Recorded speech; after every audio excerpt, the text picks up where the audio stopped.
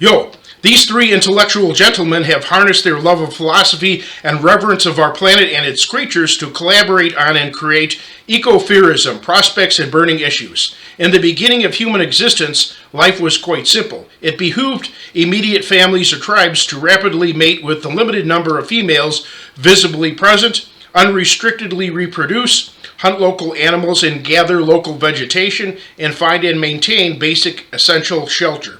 Simple fear of wild predatory animals, starvation, precipitous heights, freezing, drowning, and such like was a chief component and motivating factor in survival. This is mirrored by all other animals, whose self-same course of action is observable to this day. However, mankind's unique intellect disallowed him from continuing this simple path. It instead propelled him to new heights of civilization, a natural progression allowing him to dominate our planet and essentially be its sole spokesperson. But with the resultant perpetually increasing populations, technological advancements, and creation of multiple, often contradictory and competitive cultures, our present world has needed to resort to sophisticated constructs. This has necessitated a myriad of extreme complexities so that all living beings can survive within present compromised and often overburdened ecosystems. For example, the resultant pressing of superfluous populations into suboptimal and remote climates and regions required numerous advancements. For example, swifter transportation to deliver perishable items in timely fashion, complex heating, cooling, and air filtration systems to stalemate inclement weather and pollution, calculated ways of best coping with diseases exacerbated by crowded conditions, and careful means of doling out now scarce resources in even-handed fashion. Yet, ironically enough, humanity's overarching zeitgeist is still beholden to the simplicity of primitive fear instincts.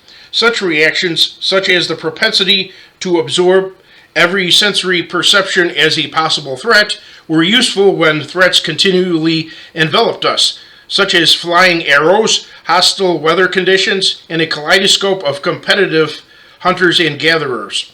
Without modern complexities, such focus was not only doable, it was highly desired. However, with modern technology largely eliminating primitive hazards, we must refocus our mental, emotional, and physical energy into said technology. Yet regardless, an unexpected outcome of beneficial technology is the paradoxical degradation of ecology and environment throughout our globe.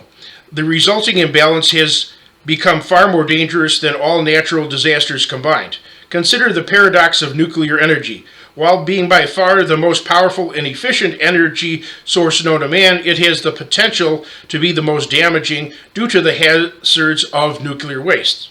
Additionally, it has the propensity to foster the most undesirable type of fear within the human psyche. This requires not the abandonment of said technology, but rather additional technology to countermand its harmful effects, namely closing the fuel cycle. That would also require us to retrain our thinking in order to be comfortable with such innovative scientific advancements. Besides fear of innovation, the authors explain the difference in types of fear. There is an inherently bad fear, namely cowardice, formerly good fear, the instinctual, which can now be counterproductive, and presently good fear, philosophical Weltschmerz. This anxiety and trepidation caused by comparing our world's present and likely future states with its ideal state, once conceptualized, motivates capable persons to counterattack environmental destruction. Yet left unchecked, this man-made reality will eventually, like Frankenstein's monster, turn on and destroy its maker. Some extraordinary individuals may be empathetic with and charitable toward the entire panoply of fellow sentient beings, and therefore see through today's many complications and distractions to arrive at the proper course of action. But the rest of us may require reprogramming, so to speak, to realize our correct role in the manifest destiny of our planet. That is, deconstructing our outmoded approach while constructing an approach suitable to handling current conditions. Though I cannot agree with every aspect of these gentlemen's approach. For example, their exclusion of discussing potentially helpful aspects of religion, politics, spirituality, or the idea of divinely ordained stewardship as moving forces to propel their goal. I am thankful for their other poignant and perceptive ideas and observations.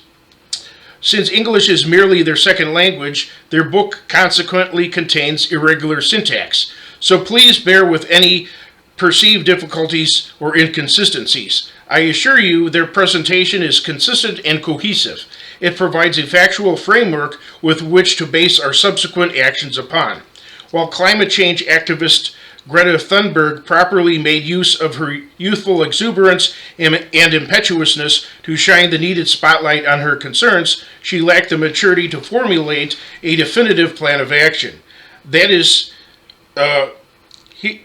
where these mature philosophers come into play, a needed continuance to the cause that the brave Ms. Thunberg is so passionate about.